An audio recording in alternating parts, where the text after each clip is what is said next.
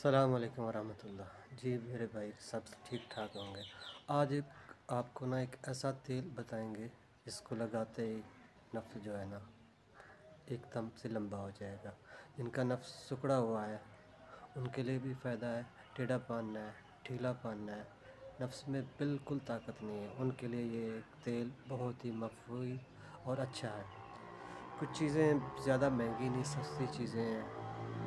तो बगैर time waste किए आपको ये नुस्खा बता दें। शक्करकरा आपने लेना है 10 ग्राम, लौंग 10 ग्राम, कलवंजी 10 ग्राम, जैतून का तेल हो या तिलों का तेल हो, दोनों में से जो एक मिल जाए वो आप ले लें। और सबसे पहले शक्करकरा, लौंग और कलवंजी को आप ना जो है ना बारीक कर लें, पाउडर बना लें थोड़ा सा।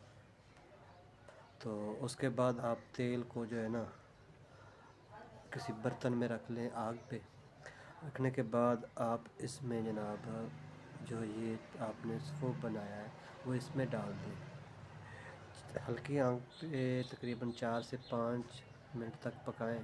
जब इससे जो है ना वो खुशबू आनी आ जाए तो आप इसको नीचे उतार लें, और नीचे उतार के आप किसी शीशी में महफूज कर लें।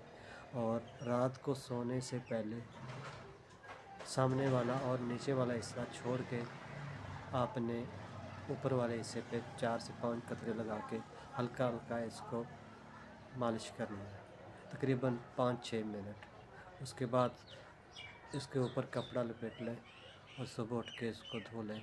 इंशाल्लाह आप 15 से 20 दिन इस्तेमाल करेंगे तो आपके नफ्स में बेतहाशा ताकत आ जाएगी। रगों का जो खून है उसमें गर्दिश आ जाएगी। इंशाल्लाह ये नुस्खा आप इस्तेमाल करें, आपको फ़ायदा होगा। सलाम अलैकुम।